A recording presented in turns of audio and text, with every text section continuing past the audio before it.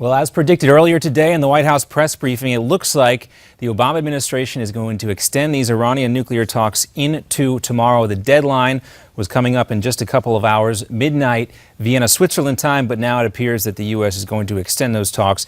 Josh Earnest, the White House press secretary, was asked about this earlier today. This is what he had to say.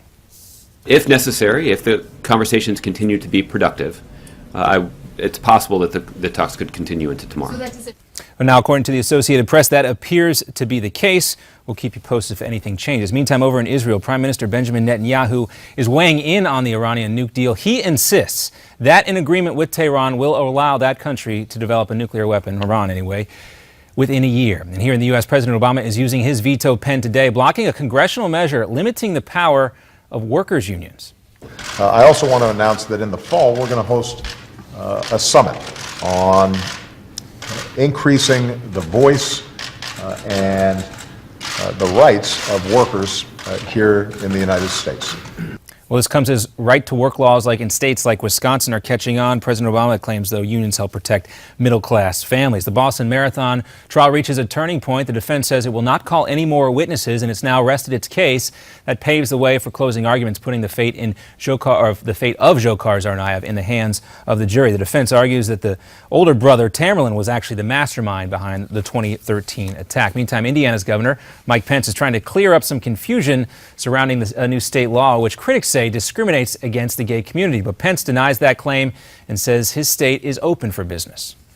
We want to make it clear that Hoosier hospitality is not a slogan, it's our way of life.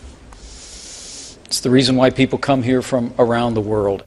Well, Pence expects to see new language added to the legislation sometime this week. Opponents of the state's religious freedom law have launched a campaign to boycott Indiana and its businesses. Apple's CEO Tim Cook has also compared that legislation to Jim Crow laws. The NCAA Final Four is taking place in Indiana, too. An intense 9-hour manhunt for an escaped prisoner considered armed and dangerous comes to an end in Washington, D.C. Mr. Sarah was arrested by the Metropolitan Police, and we are glad that he is in custody and that no one was gravely harmed during this event. Well, earlier today, 42-year-old Wosan Asai was being treated in a Falls Church, Virginia hospital when he overpowered a private security guard, stole his gun, and then escaped. And take a look at this video. Not too far from that hospital, Virginia police had to deal with a high-speed chase on I-95.